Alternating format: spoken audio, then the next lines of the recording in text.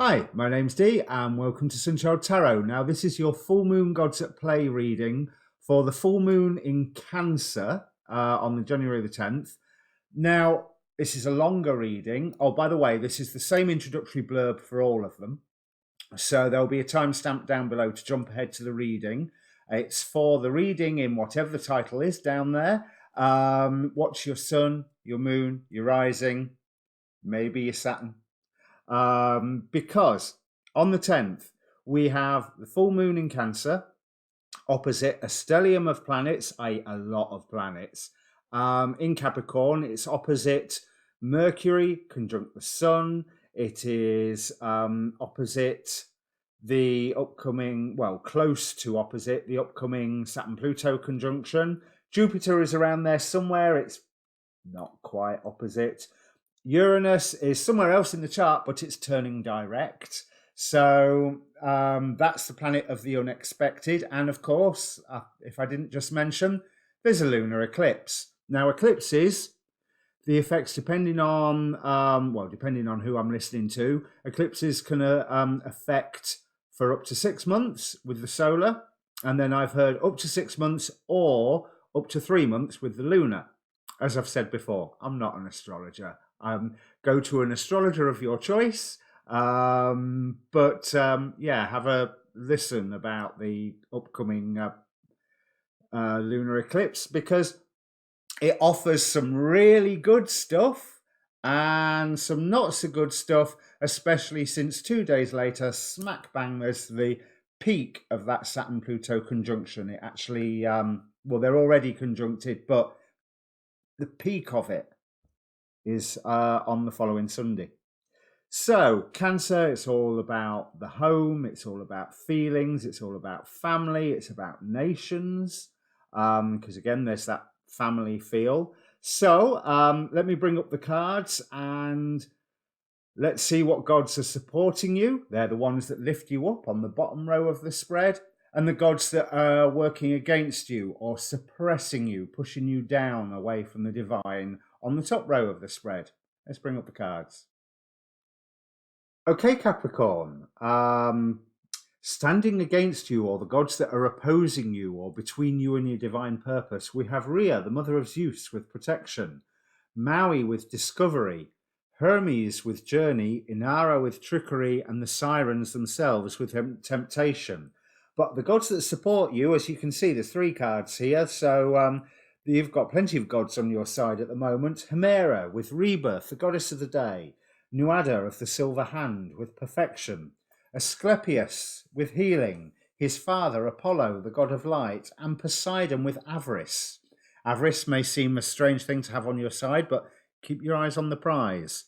Animetia or Animetia with integrity, and Pele with purpose. You already have a rebirth going on, which is no doubt really with all the planets in your sign at the moment. Because at some point your natal sun will have been pinged. But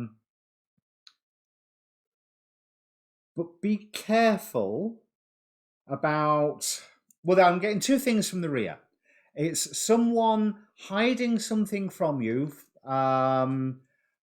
because they're protecting something, because that's what Rhea did with Zeus. She hid him from his father Cronus and fed Cronus stones instead. But there is some form of discovery, some form of information, Hermes, Mercury, information, that is standing against you, but you can't totally trust it. People have good reasons for doing most of the things that they do. So if someone has been hiding something from you, I don't think it's for any negative reason, to be quite honest. I think they honestly believed they was doing it for the right thing. And if there is a discovery on this issue, then it's quite possible that you only get half the story, as seen with Inara and the trickery.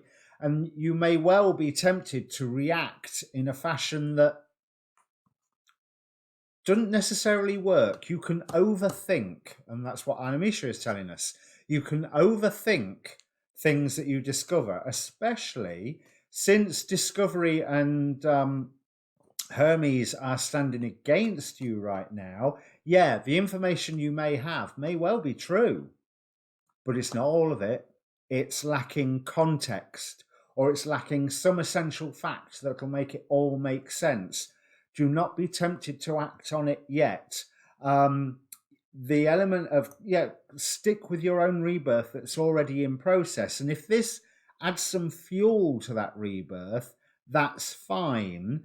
But concentrate on the rebirth, keep your eyes on the prize. Do not concentrate on the news itself, because enlightenment will be coming and healing will be coming. So whatever is revealed and discovered is only half of the story. There's more to come, and you can really, really overthink it. But you already have discovered what your own purpose going forward is. You are in the middle of a rebirth, and the day continues to dawn. The light is getting stronger. We see from Hemera here, so not the goddess of the dawn, but the goddess of the day, going to Apollo, the god of the sun.